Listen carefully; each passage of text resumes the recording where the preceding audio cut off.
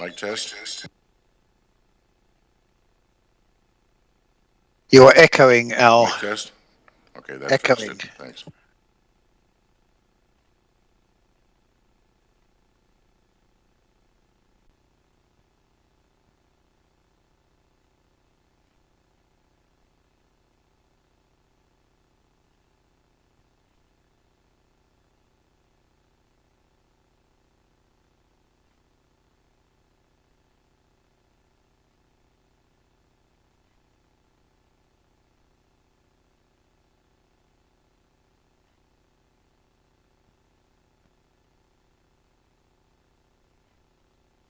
Good morning, everyone. It's a little after 9:30, and I'd like to welcome you to the Committee of the Whole meeting for Wednesday, October 12th, the probably final time that we will get together as Committee of the Whole in this term prior to the election. Before we get started, I'd like to acknowledge, as always, that we're gathered on the traditional ancestral territories of Coast Salish First Nations, and I'd like to extend a welcome to a new person at the table here. We have a new Chief Administrative Officer, Danielle Miles Wilson, comes to us from Port Edward. This is her first meeting. Danielle, turn your camera on for a sec so people can see you, and say hello. Oh, she's having a problem. She cannot connect to the camera. This is an auspicious start.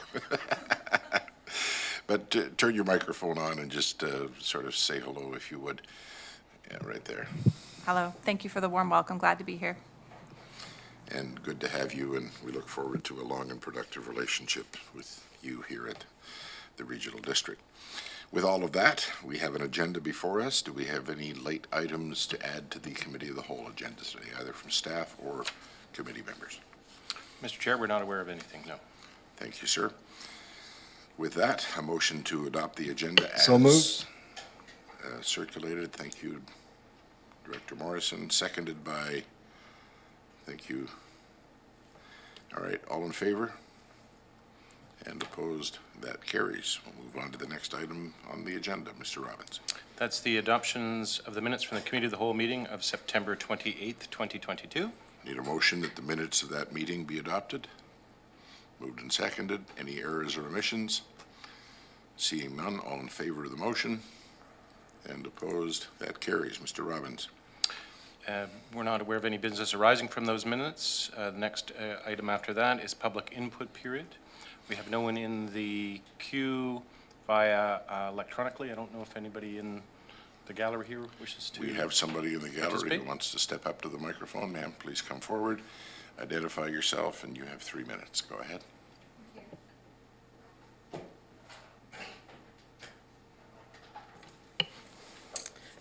Good morning, Mr. Chair and fellow directors.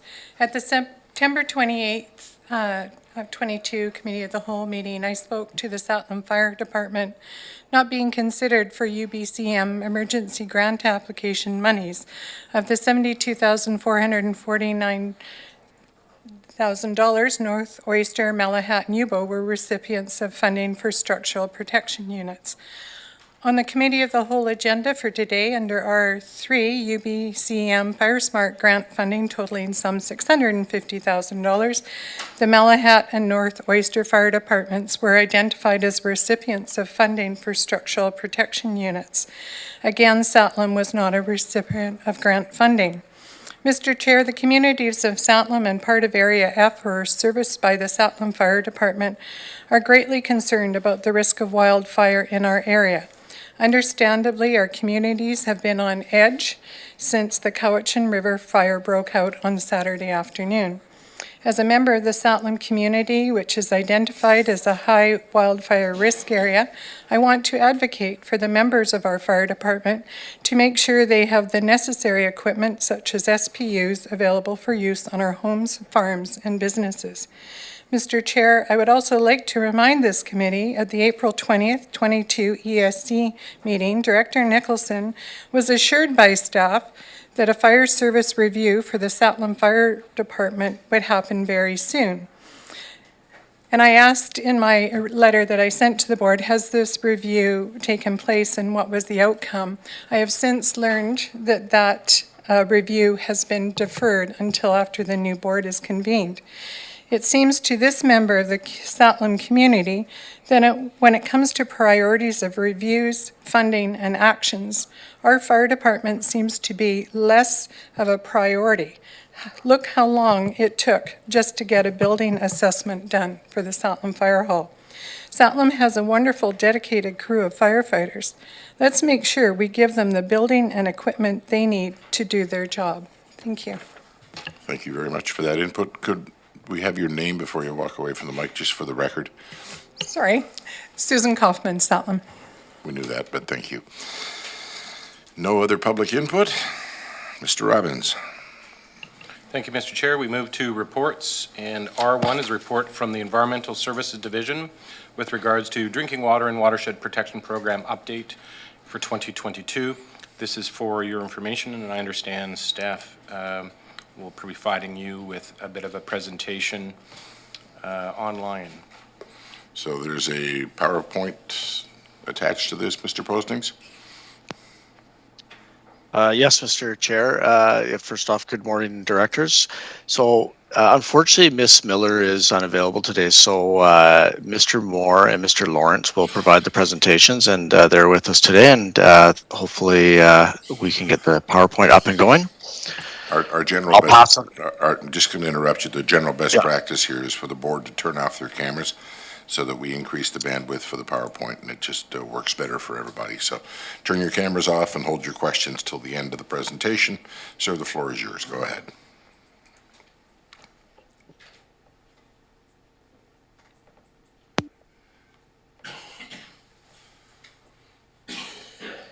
Good morning, directors. Thank you, Mr. Chair. Hopefully everyone can see the first slide here and hear my voice loud and clear. So before we get started, as Mr. Postings mentioned, Mr. Moore and myself, Keith Lawrence with Environmental Services, will be jointly presenting this update to you. And so as we get started here, really the purpose of this presentation is to provide you with a status update on the implementation of priority actions within the Drinking Water and Watershed Protection Plan. And in doing so, we will review the DWWP 10-year plan objectives, principles, and action areas. We call them program areas. And so a bit of background to get us started here. Back in March of 2019, the CVRD board directed staff to develop a strategy to support implementation of the DWWP program. And so a little bit later in mid-2019, we worked with a community and technical advisory group that included a broad range of participants from across the region to begin a process to develop the 10-year plan. And so essentially the 10-year plan that we have reflects the advisory group's input, and it was received by the board in February of 2020. So we'll very briefly summarize the objectives, principles, and programs areas of the plan before we dive into the status update of those actions.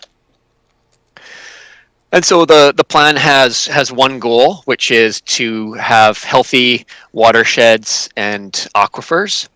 And essentially, the objectives are the means by which this overarching goal is met. So we have these objectives of resilient watersheds, aquifers, and aquatic systems, protection of social and cultural values, preparedness for climate change, and then also strong partnerships working together, as well as efficient use of water. There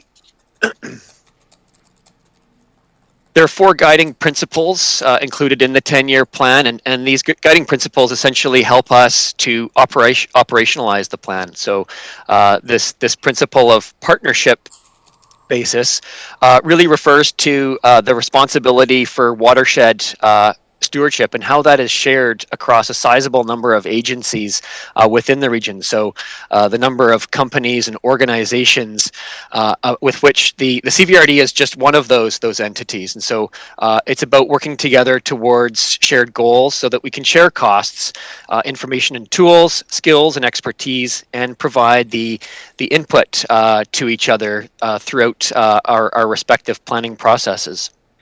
This second goal of the second principle of action orientation focuses on informing and improving future policy and planning. So, for example, to support land use decisions.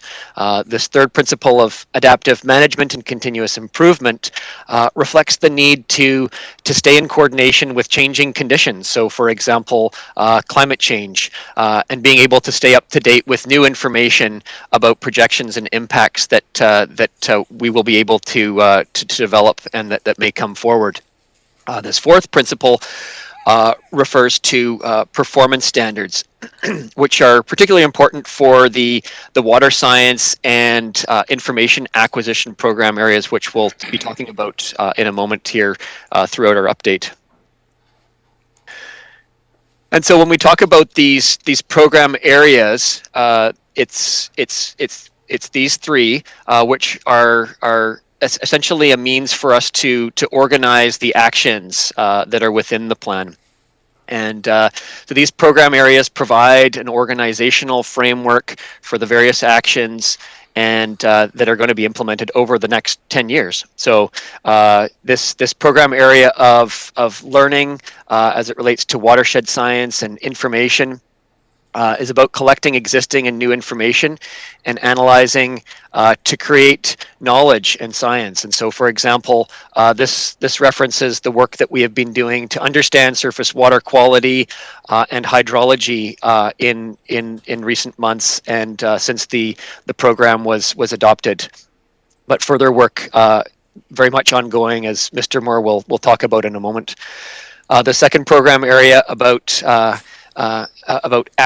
acting, which is reflective of water-centric planning. And so, as an example of work that we've been focusing on in this area is to support community and local area planning decision making. And of course, that's a piece that's in progress and dynamic for years to come. This third program area of sharing and collaborating is about working with public and organizational partners to ultimately help residents understand the benefits of water stewardship. And so, for example, working with the local stewardship organizations that have come forward and where we've been able to build that partnership through the strategic partnership policy under the Drinking Water and Watershed Protection Plan program.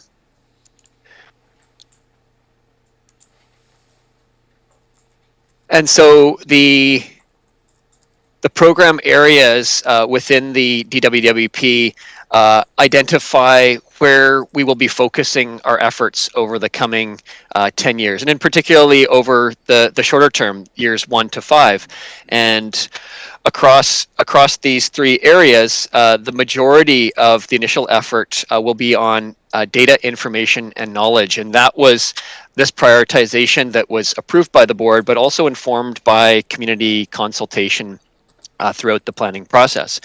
But of course, some progress is being made in some of these other areas too. So for example, when it comes to the watershed, water-centric planning component, existing water science data has been leveraged to help inform the CVRD's modernized official community plan process, but also master planning processes such as the South Cowichan liquid waste management planning process.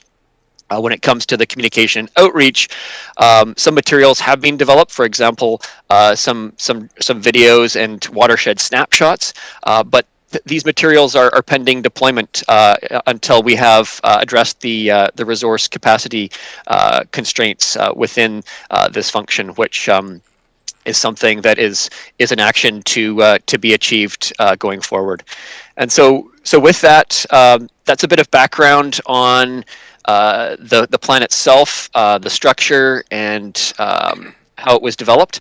I'm going to hand it over to Mr. Moore to talk a bit about the status update of these various program areas and the actions within them. So thank you. Thank you, Mr. Lawrence. So this first slide that I've got here, the priority actions for the first 10 years, this is pretty much in line with the previous slide that you saw with those dashboards, that a lot of the focus is in Program Area 1, the Watershed Science and Information. And this is putting a little more meat to it, saying these are the actions that we want to take to meet the objectives that are set out earlier. So we're improving our monitoring systems, trying to get a better understanding of both the quantity and quality of the surface and groundwater, developing a system to manage all this data that we're going to be collecting. Then once we've got the groundwork there, looking at assessing the ecological health, coming up with water budgets and other things that are going to tell us more about the recharge of the aquifers, how much water is available, how long it takes for those aquifers to recharge, things like that. Looking at risk assessment, so trying to figure out where the priority areas are that we want to be focusing our attention once we identify where the problems are. And then a continuous long-term monitoring and reporting program so that we can identify those trends and hopefully try to steer off issues before they get too serious.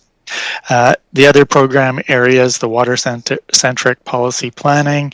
Once we have this information, then we can start to make decisions that are based on that information that we've got and inform our longer-term strategic plans. And then the other piece is sharing the information with the public, with other organizations, and building partnerships. So if we can go to the next slide, Mr. Lawrence. Okay, so this is probably what you've been waiting to see, and or we'll try to address a lot of your questions. So this is the priorities for the first couple of years that have come from the strategic plan, and I'll try to give you a bit of an update on where we are with these items. So the first one, the program staffing, has proved to be quite challenging. We did have someone hired as the senior analyst to lead the program back in March of 2021, and unfortunately he moved on to another position after only about a month here. We've tried to fill that position unsuccessfully a couple of times, and we have a posting open right now. So we're really hopeful that by the end of the year, we'll have someone leading this program, and we'll actually be able to get out and start getting a lot more of these actions done. In the meantime, we haven't been doing nothing. We've been working on a lot of the strategy and planning stuff that we can do without the bodies to get out into the field. So a number of these have come before you already. There's the surface water quality monitoring strategy that's been completed. Earlier this year, we reported on the hydrometric monitoring strategy, which was actually the impetus for bringing forward this update. The next one on the list is to look at groundwater monitoring. So we've talked about surface water quality and groundwater quantity. Now we're looking at the groundwater quality, which is becoming an increasing issue, it seems, both at the north end and the south end of the region.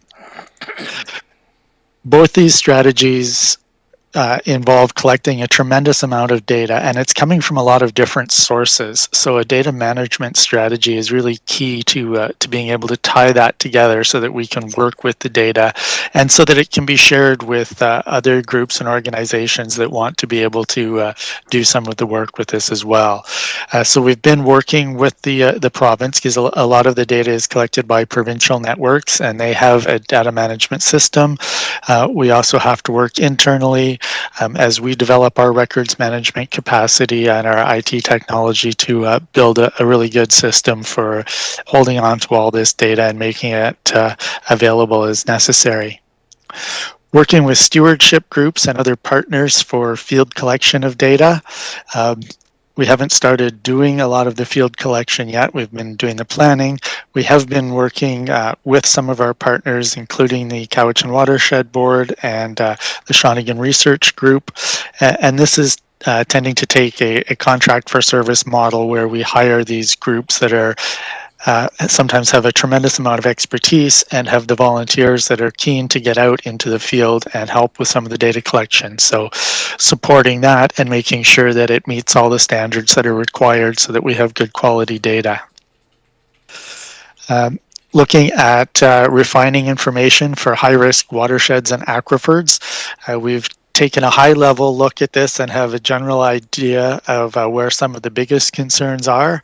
We need to keep refining that as we get additional data. We can start zeroing in on the areas that are going to need our attention as priorities. That feeds into identifying gaps in the current state of knowledge. So as we're looking with these strategies, the hydrometric monitoring strategy, for example, identified a number of watersheds and aquifers where we don't have the necessary monitoring devices in place to really have a handle on what's going on. So identified potential locations for those and other ways we can use similar watersheds as proxies that can tell us about what's going on in some of the other areas. As we gather this information, as Mr. Lawrence spoke to, we're using that to inform some of the plans, such as the liquid waste management planning and the OCP. And we also have a technical advisory committee that is guiding the drinking water and watershed program. So the terms of reference has been developed for that committee as well. So that's the list of what's been done in late 2020 through 2021 up to the present. I think at this point we can take the slides down, and then between myself and Mr. Lawrence and Mr. Postings, we'll do our best to answer the questions that I'm sure many of you have. Thank you for the presentation. I'm not seeing, oh, there's the first hand. Director Wilson. Okay, I've got Wilson and then Director Smith and Director Morrison and Kuhn. Yeah, thank you, Mr. Chair. Thanks for the presentations, guys. Lots of information there. One of the things that I think I'm a little bit disappointed in is there's no specifics here on water quality. Aquifer 197, let's go back to that one again. Biggest one in the south here, 15,000 people feed of it. Only one pace of quality monitoring is being done, and that is by a private company. What have you got in place there? Specifics for water quality, because as I've said it before, it's all very well having a full bath of water. If that bath of water is not usable because it's contaminated by external aggression, then we might just as well not have them. So what's in place as far as quality, full testing of, full spectrum testing, etc. What do you have in there? Maybe I missed it, maybe it's there, but is there anything in there that will say we will quality test over and over again on set periods? Thank you. Mr. Postings, Lawrence, Moore, who wants to take this one? I'm going to ask either Mr. Moore or Mr. Lawrence to, if they have that answer. And unfortunately, with Ms. Miller missing, we may have to provide a response following this. I don't know, Mr. Lawrence? Thank you through the chair to the director. So indeed, we do have a surface water quality monitoring strategy that was developed in 2020. Having said that, the groundwater quality monitoring strategy is something that is to be developed and is to come. And as mentioned, it is a high priority action item that does need to be in place, and that would guide where we would sample groundwater and guide the parameters that would be collected and over what frequency. Very much similar to how the surface water quality strategy was developed, but of course to have the groundwater side done as well. So indeed a high priority item that is to come. Yeah, follow up, please, Mr. Chair. Go ahead, sir. Yeah, thank you very much. And I agree, we need a plan, we need a strategy, but at the same time, in that strategy, I would really like to see specifics on the water quality testing, full spectrums, as in black and white, rather than having a strategy that may look at just generalities. Is that possible, please? Mr. Lawrence. Thank you. Through the chair to the director. Indeed, similar to how the surface water quality strategy is established, and one of the key goals of that strategy is to understand what are the correlations and patterns that are there between water quality and specific land uses, so that we can start to identify problems and build in the actions that are needed to address those specific water quality issues that are related to specific pollutants and perhaps specific parameters. Of course, the surface water quality strategy does look at the full set of parameters, and as we look to develop the groundwater quality strategy with the technical input from our various senior partners as well, we'll be looking to identify the parameters that will be included in that strategy. Thank you, Mr. Lawrence. Okay, I have Smith, Morrison, Kuhn, and Yanni DiNardo. Director Smith. Thank you very much. Through the chair to staff, just going back to the Technical Advisory Committee, can you advise us where we can find the minutes from those meetings? And are the meetings posted and available for the public to attend? Thank you. Who wants to take that one? Through the chair, I can speak just in general terms. We can certainly make the minutes available to you if you're interested in them. I'm not sure on what the process is of whether or not they are public. I think that's one we would have to hold off and refer to Ms. Miller when she returns.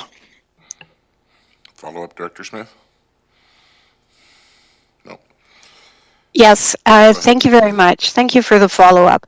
I think that if the board has authorized the Technical Advisory Committee, it would be beneficial to the community to actually see the work that is being produced through this committee and possible recommendations.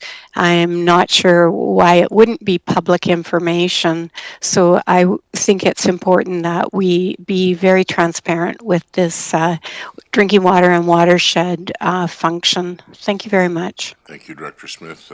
I think we heard that Ms. Miller will get back to us all collectively with the answer to that question when she returns. Director Morrison. Thank you, Mr. Chair, and this is through to staff again, and it's about the part in the slide there that was about comms and engagement and a pending deployment. And the issue that I want to touch on is the work that's being done. I fully endorse the work that's here, but we've got a situation in the Cowichan Lake area where our riparian areas are just being slaughtered day by day. Death by 1,000 cuts is the common phrase. And it brings to mind a recently restored property on Cowichan Lake that was restored by the Cowichan Lake and River Stewardship Society, changed owners.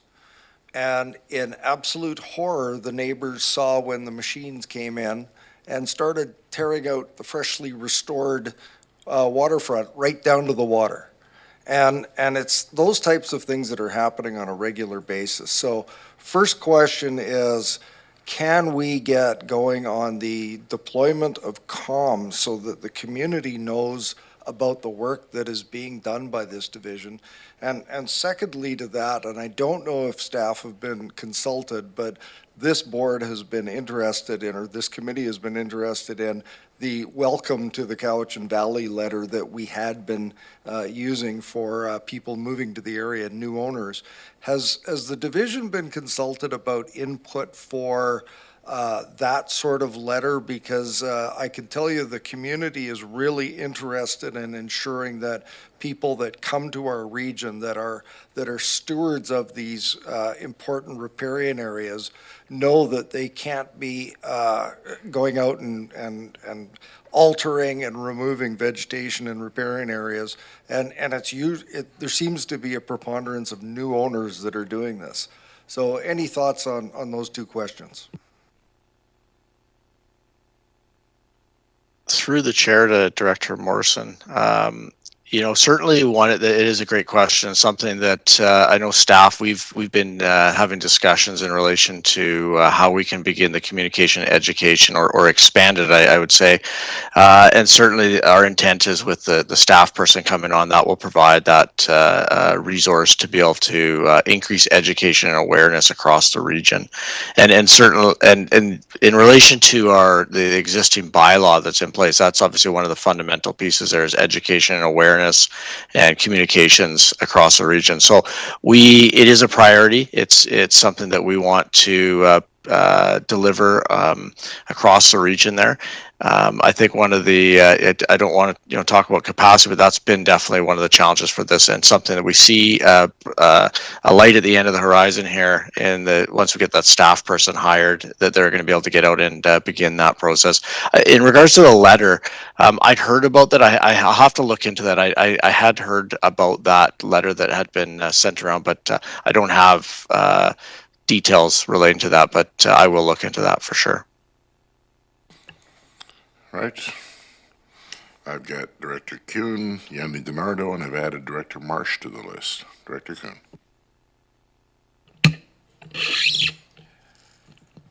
I'm wondering about something here. We are doing groundwater monitoring and groundwater quality monitoring. And we have no responsibility with regard to water quality. It's Island Health, isn't it?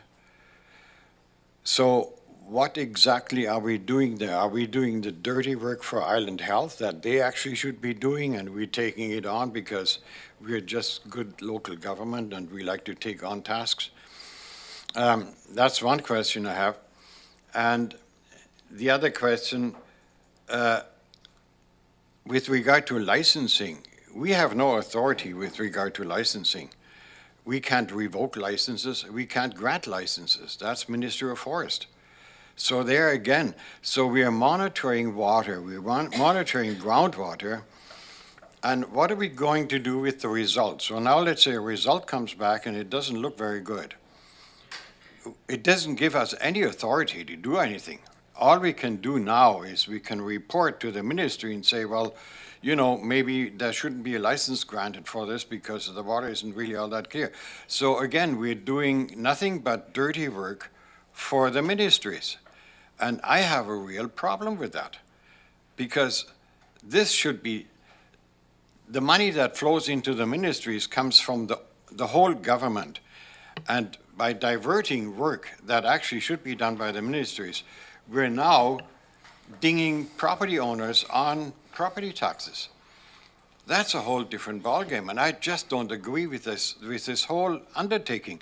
I can see the validity of this program with regard to, let's say, watersheds, riparian area, all this kind of thing. I can see that, even though there's reservations as well, because much of it is Minister of Environment.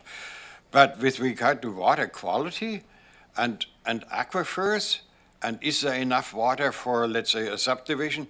In the end, that is all Ministry of Forest. They grant the licenses. And if they come to the conclusion, well, no, sorry, there's not enough water, they will not grant the license. So what are we doing? Just providing information for them? I'd like to get an answer for that. Thank you. Staff, what's the answer to that question? Go ahead, Mr. Lawrence. Thank you, through the chair to the director. Indeed, there are a number of jurisdictions that have responsibility for water quality, including provincial agencies, including our regional health authority, Island Health, but also purveyors of water, so community water systems. The purpose of the drinking water and watershed protection water quality strategies, both for surface and groundwater, is about whole watershed health. It's about whole aquifer health, so that we can understand the condition of these larger systems and the influences that are there as well.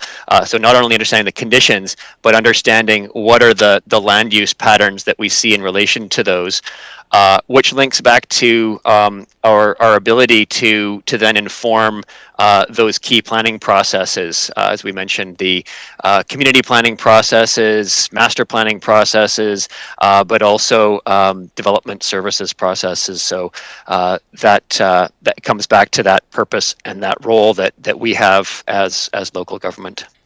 Thank you. Thank you. Director Kuhn, if you could turn your mic off if you're done, or if you've got a follow-up, go ahead. Yeah, it doesn't really satisfy me that much because, again, if we find through groundwater monitoring that, let's say, an aquifer is starting to get short, what are we going to do with that information? We can't do anything active with it. All we can do is provide information for some agency of the government that will have the power to actually not issue licenses or revoke licenses. Due respect, I think what I heard staff say was we can look at that information in the context of a development application, and irrespective of whether the province grants the water license, we could say, no, we don't want a new subdivision here because of water issues. Thank you. All right. Director Yanni DiNardo. Thank you, Mr. Chair. I just have a few comments. First of all, I'd like to say that I too was skeptical, like Director Kuhn, on this program because I wasn't too sure or completely clear on how it would go. But I absolutely appreciate the direction that it's gone in and how we will be able to use it. And I thank Ms. Miller and staff on the great job, and happy to see that there is a technical committee, so we've done really good work there. And also, this is about, like, our sole jurisdiction is land use, so this is going to be very important. And this is, how many years of drought have we had already? So water is what the community has said is one of the highest priorities. So I thank staff for all the work and continued success, for sure. Thank you. Thank you, Director Yanni DiNardo. I've got Marsh and Nicholson, and then Director Wilson wants to get back on the list, so that would be round two. If anybody hasn't spoken yet in round one who wants to, now's the time to raise your hands. Director Marsh. Yes, thank you. I think our chair, Yanni DiNardo, said everything I wanted to say. Thank you, Mr. Lawrence and Mr. Moore, and to Ms. Miller and Mr. Postings. This is really comprehensive and exciting to see that we are going to be on the leading edge of making sure that we take care of citizens in the Cowichan Valley and their drinking water. Thank you. Thank you, Director Marsh. Director Nicholson. Thank you. Yes, thanks for the presentation. I guess I have two comments. Well, I think this is absolutely important work, and I really think it's important to be, sound information is important for making decisions. I am increasingly worried that we don't have the time to take such a comprehensive approach. And, the Coxsila, it speaks to me a lot. And I think the Coxsila, we've been incredibly fortunate to attract the attention of some universities and the province. So they are spending extra resources to pull together information that's badly needed in order to manage that watershed more effectively. But I think that we're going to see sort of a chain reaction. More and more of our watersheds are going to be under really bad, extreme stress. So, it's been 4 years since this drinking water watershed protection function was approved. And while we've done a lot of planning, we still don't have a staff person leading the charge. We still, to me, we haven't made a lot of progress on the ground. And I remain very concerned that we are not providing a lot of support to the stewardship groups, which basically have carried the can on water and watersheds for years. And we're new to the game in the CVRD. And I think we've got a lot of talent out on the ground that we could be partnering with. And given that we do have a strategic or a partnership-based guiding principle, I think that we should be thinking a little bit about being a little bit more flexible in the model that we've adopted so that we can still make progress even if we have capacity issues at home. Thanks. Thank you, Director Nicholson. I'm going to put myself on the list before we go back to round 2 with Director Wilson. I want to echo some of what Director Kuhn said with the qualification that I added at the end. I mean, I had concerns about this function as well, and Director Kuhn raises a good point about whose responsibility some of this stuff is. I mean, not to relitigate the entire discussion about the function, but I recall saying about 5 years ago at this table that, surely the province has a line item in its budget somewhere for management of the Cowichan watershed. And if we're going to take on this function and plead for the download, let's at least also go to the province and say, give us whatever money you had allocated for that so we can supplement our budget with it. That didn't happen. And we now have a situation where we have taken on what used to be a provincial responsibility. Should we have done that? I think that's a matter of opinion. Some folks think the province was doing a lousy job. I wouldn't necessarily disagree with that. So it is what it is. We have a function before us. I see a lot of positives in the report that we received today, but at the same time, I share some of the concerns around jurisdiction and around ultimately we're gathering all this information and what do we do with it? Yeah, we use that information within the parameters of our statutory authority, and that may include saying we don't, as I said earlier, we don't want a subdivision here, but we don't grant water licenses, we don't do that kind of thing. So it's kind of a saw-off, but something had to be done in terms of the watershed management. The province was not doing a satisfactory job. I don't disagree with that. So in that sense, overall, I think this is a positive.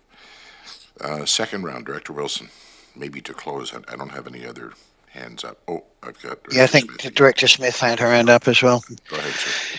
Yeah, thank you, Mr. Chair. I'm of the same opinion. I know, well, do we need this function, et cetera, but, I'm very disappointed with the comments that the director has made about who is responsible. Yeah, the province is responsible. But we cannot underestimate the importance of water and the importance of acting quickly, because if we wait for the province to do something, we will still be waiting in 2 years' time. We all know that. So we're the boots on the ground. And let's remember, prevention is far better than cure. So let's look at this stuff. Let's monitor as it goes along and say to the province, yeah, this is what we're doing. What are you going to do to help us out here? We can't keep saying province, province, province. We need water. We need that water to be tested. We need to conserve that water, and that's what we're doing.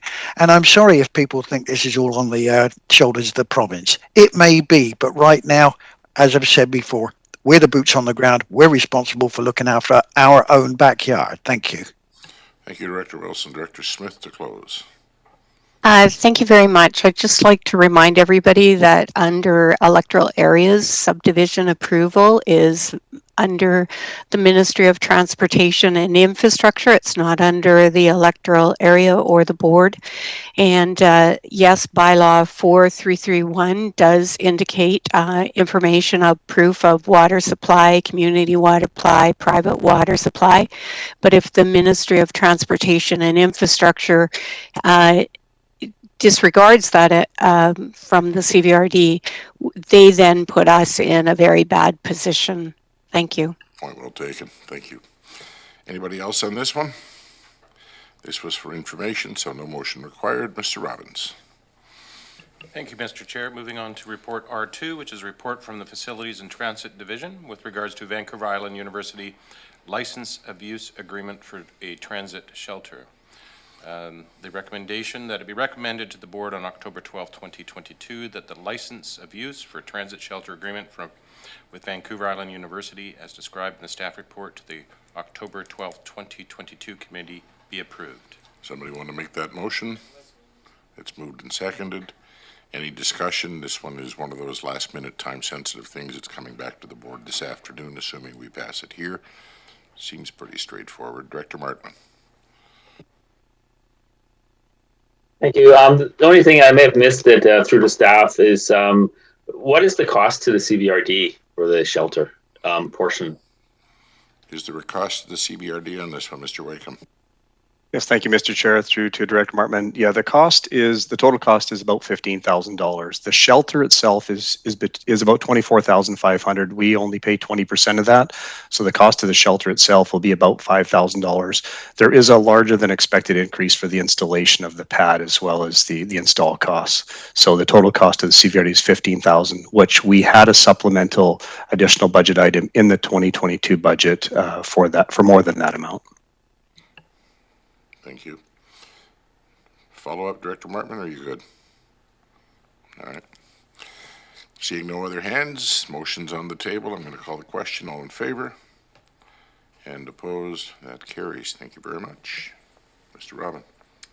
Report R3 is a report from the Emergency Management Division with regards to UBCM Community Resiliency Investment Program, Fire Smart Community Funding Supports Grant Application 2023. The recommendation that it be recommended to the board on October 12, 2022, that a grant application for up to $650,000 be submitted to the Union of BC Municipalities Community Resiliency Investment Program, Fire Smart Community Funding and Supports, with the CVRD as the primary applicant that will apply for, receive, and manage the grant funding. That's moved by Stone, seconded by Staples. Discussion, and I guess I do have a question for staff just to lead off with respect to the public input we received at the outset. There's some very specific fire halls mentioned in the staff report. Satlam is not among them. Can you address that concern and just speak to that a little bit, please? Thank you. Yes, to the chair. In terms of the grant application, we worked with the 6 CVRD fire departments to determine which fire departments were ready to take on the grant requirements, to take on a structural protection unit and the training required for that piece. We also looked geographically at how that was going to work to ensure more thorough coverage for the whole region, and making sure that departments such as Satlam would be able to have access to those resources.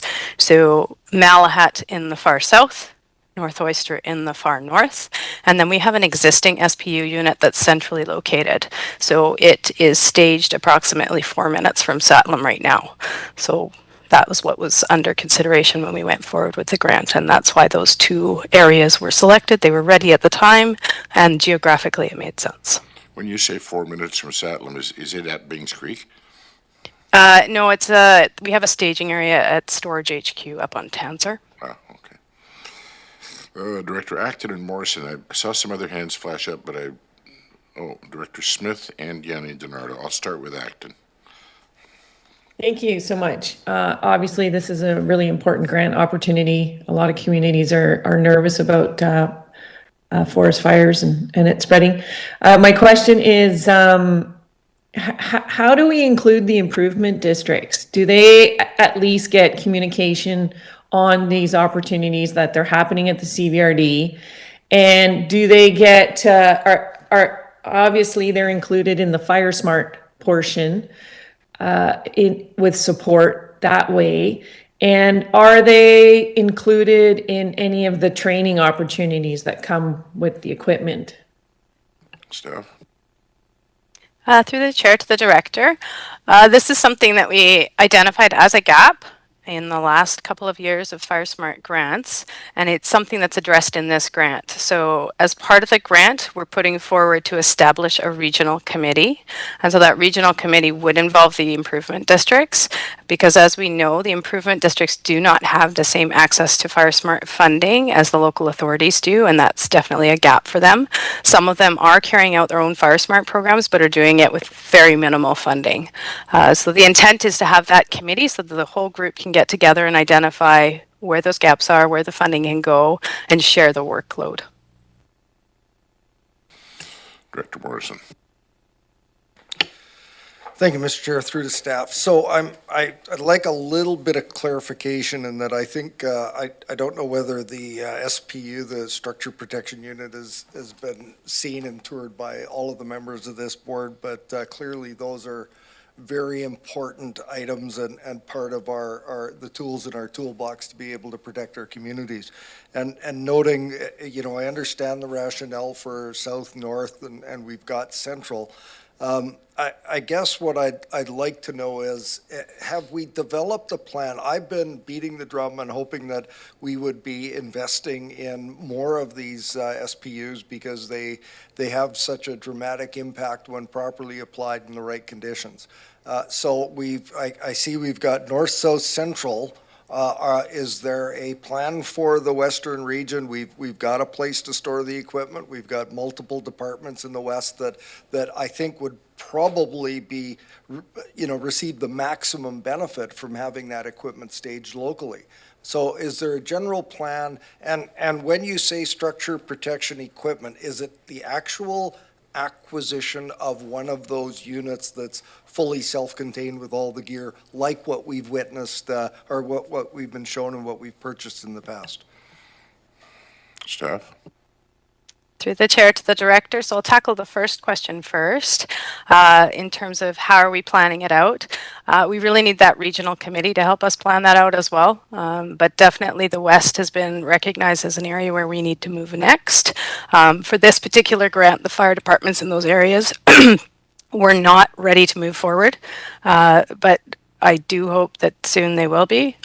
So that is definitely on the plan, but that regional committee will drive that plan. For the second question, when we talk about structural protection unit equipment, it is everything from hoses, pumps, to the actual trailer that gets deployed. Under the grant program, it is a 4-phased program. So the trailer itself does not come until phase 3. So there's a bunch of training that has to be done, of a structural protection plan that has to be done before you can move through the additional phases. And so those are all areas that we need to address with our fire protection areas through this phased approach. Thank you. Director Smith, then Yana DiNardo, then Nicholson. Thank you very much.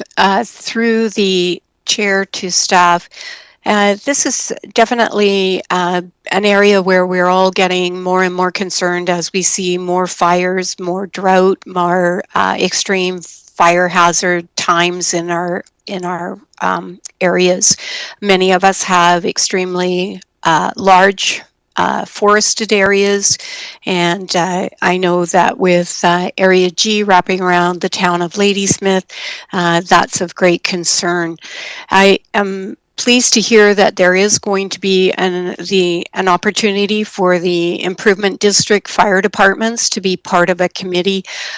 This gap in grant funding for improvement districts has got to stop. I mean, it doesn't mean that they are any less effective or work any less. They work extremely hard, and we need to make sure that under the province and under the CVRD, we're actually recognizing that and bringing those forward to ensure the safety of all within our boundaries. Thank you.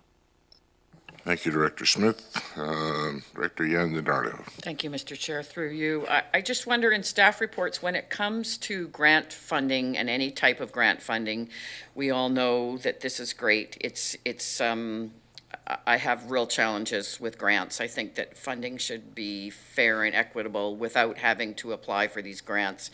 But in our staff reports, can we actually say, like, what is a timeline and a cost? Because lots of times we get these grants and then the grants expire and then we go, well, we do need another staff member to continue on with this. So can that be part of the staff report to say what the long-term effects and if we have the staffing and what support is needed and what costs in our budget later on will there be? So if that's something that can be put into staff reports, I just wondered if that is a possibility. I don't know if staff wants to answer that, but I think you've been heard, and the point's well taken. I mean, just in my municipal context, we had a situation, we got some COVID money, and we hired 2 bylaw enforcement officers with that because of, increasing need for that. The COVID money runs out shortly. And the new council, one of the first decisions they're going to have to make is, do we maintain that level of service? And now, all of a sudden, these 2 bylaw enforcement officers that we hired with COVID money have to come out of general revenues and commensurate tax increases. So That's exactly the there's- problem with grants, and that's, sitting at this table, I've seen it many times, so it's good to, when we do vote for these grants, that we are all aware of what the historic possibilities and the, you know, the future possibilities could be. Yeah, there's long-term implications. Director Nicholson. Thank you. I have to say that my community, Area E, really appreciated the Fire Smart program, that grants that we had this year, and took advantage of that. And the staff were great, and it was, yeah, really well received.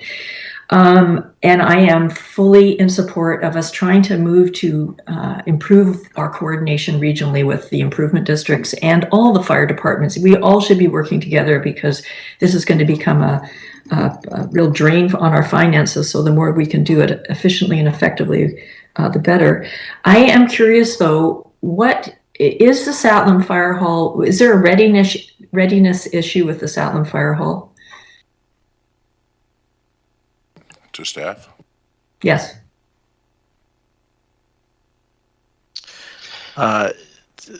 Through the director to Director Nicholson, through the chair, sorry, Director Nicholson. No, we're not aware of that. I mean, certainly it is on our work plan to complete the fire service review for Satlam Fire Hall and area.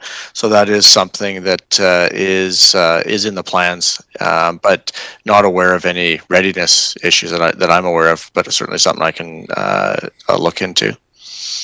Thank you, Mr. Postings. Just to follow up, if I may, I'd like to understand, what are barriers to readiness when you do this assessment? Mr. Postings. Well, I'd have to understand a little bit in relation to when you say readiness, maybe like the terms that we're using with our fire service consultant is, talks about obviously readiness in relation to proximity of response, service level in the sense of type of equipment that's actually in the hall, and is it able and capable of servicing the area that it's intended to, staff and volunteers. So there's a number of factors. You will see it likely will be sometime in November coming forward is the most updated service review for the Malahat service area there. So we will be bringing that, and I think that would probably answer a lot of the questions in relation to what a review looks like in the sense of service for a fire hall or a fire department for that area there. So there's a lot of factors that are included in that review. Thank you. Thank you, Director Nicholson. Staples and Morrison. Director Staples. Thanks. I just wanted to add in something about the granting conversation. I think that it's important that we don't have to consider the fact that, just using the example that Director Sebring used around getting the money for the bylaw positions, because I think sometimes what those granting things do is that they allow us to see what we actually need. I think that what we need to do is to work with the province to find ways to, okay, so if this is going to be a one-time thing and we're going to try this, if it's successful and if it's meeting a need in our community, then how do we bridge, continuing support for this, like with the province? So I think that it's important for us not to look at grants as, because there is a need for them, even if it is short-term. They serve a purpose. But in those cases where it should be something that is longer term, we just need to have a mechanism in place for working with the province or the federal government for ensuring that there's continuation of that. So of that type of funding that we're not having to apply for every year or find different ways of applying. So I just wanted to add that in. You just summarized one of the points in that Strong Fiscal Futures report from UBCM from 7 or 8 years ago, which we're still waiting to get implemented, but you're right. Thank you. Director Morrison. Thank you, Mr. Chair. And clearly there's a keen interest amongst board members for this type of work, given, the front burner nature of the scares that we've had recently. But, and I realize a lot of this is operational in nature. And when Ms. Driver just explained that, there's planning and training and acquisition and ultimately delivery of the equipment, as a director, I'm interested in those timelines, because this is equipment that's going to be really important with the drought that we're facing, the changeable weather, and I think that these units and our personnel that are trained to use them are really important about in regards to resiliency and responsiveness to wildfire. Vancouver Island's in a bad spot in the amount of fuel that there is in the forest. So what I'd like to know is can we have staff report to us on a little bit more regular basis as to, what's going on the front as far as the purchase? I think we want to know more than just when we're putting in grant applications. And the reason why I pose that is that we already have one of these units. Are we training our departments and even our improvement districts in the use of these SPUs? We've already got one. Can that be used to expedite the process? And I'll go as far to say that it's so well received in my community that we would be interested in raising requisition to acquire more of these, not just wait until grants are available, but to actually get these units in our communities so that we have that responsiveness and that resiliency. Because when they start, we were, I guess, fortunate with the most recent wildfire, but we may not be so lucky in the future. So can you report and keep the board more up to date on this? Because I think our communities are very interested in this program. Thank you. Ms. Driver, any response to that, or somebody Other else just than- popped up? Either way. We can certainly report more on it. I think it's a valid point. If there is interest in requisition for additional purchases, then we can certainly start reporting on what is purchased. It is very limited what we purchase outside beyond the grants. Grants is our major funding for equipment. Right. Okay, thank you. Any other hands? Director McGonigal. Let's try that again. Thank you, Okay. Mr. Chair. As we have considerable mutual aid agreements throughout the region, would the SPUs be afforded within that mutual aid agreement, for the first question? And as we move forward into a regional EOC program, could those units reside within that for response as well? Ms. Driver. Through the chair to the director, it's an excellent question. Under the Regional Emergency Management Program, that is where our structural protection units do sit. So they are regional assets. They can be deployed to anywhere in the region. And going forward, that's the same way we'll be moving it forward. So no need for mutual aid agreement. So they're already part of mutual aid as well. You got it. Thank you, Director McGonigal. No follow-up. No other hands. There's a motion on the table. I'm going to call the question. All in favor? And opposed? Thank you very much. Mr. Robbins. Thank you, Mr. Chair. There is no unfinished business, no new business, which moves us to question period. Opportunity for members of the public to ask the committee questions. I see Director Wilson is. Director Wilson, I'm sorry. Yeah, thank you, Mr. Chair. I'm asking for a little bit of latitude here. As you know, I'm going to go slightly backwards if that's okay with you, but very quickly. As you know, I've got a very high regard for the work that our engineering department does on the water systems and everything else that they do.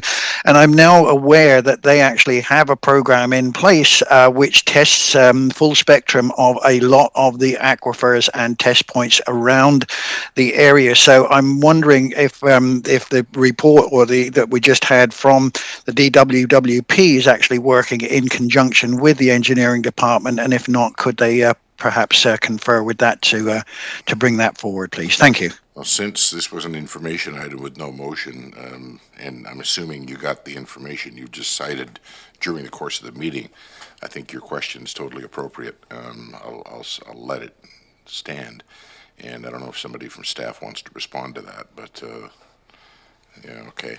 Mr. Moore. Yeah, Thank you. Through the chair to Director Wilson. Yeah, I just saw that same information, and I'm not, I'm afraid, familiar with all the details of the surface water quality strategy, and we don't have the groundwater one yet, but we certainly will be working with staff. The whole point of all these strategies is to bring together all the existing information, regardless of who's collecting it.